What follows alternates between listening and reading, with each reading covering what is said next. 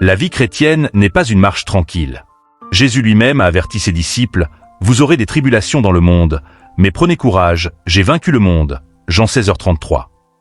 En tant qu'enfants de Dieu, nous sommes engagés dans un combat spirituel, non pas contre des ennemis visibles, mais contre les puissances invisibles du mal. Paul le rappelle dans Éphésiens 6h12. Car nous n'avons pas à lutter contre la chair et le sang, mais contre les dominations, contre les autorités, contre les princes de ce monde de ténèbres, contre les esprits méchants dans les lieux célestes.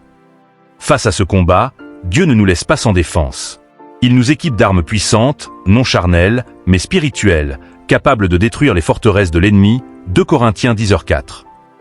Découvrons ces armes essentielles que la Bible nous révèle.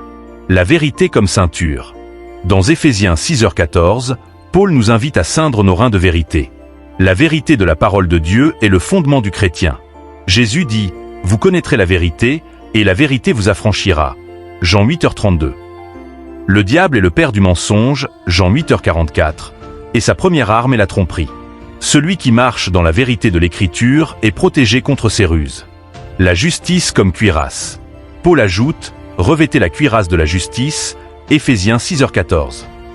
Cette justice n'est pas la nôtre, mais celle que nous recevons par Jésus-Christ. L'accusateur de nos âmes essaie toujours de nous rappeler nos fautes passées. Mais en Christ, nous sommes justifiés, Romains 5h1.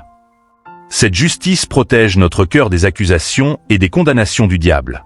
Bien-aimés, revêt chaque jour l'armure de Dieu, prie sans cesse, médite la parole et marche par la foi.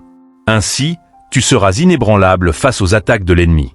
Si tu veux continuer à être fortifié par des enseignements bibliques et des messages qui élèvent ta foi, abonne-toi à cette chaîne et marche chaque jour dans la victoire. Amen.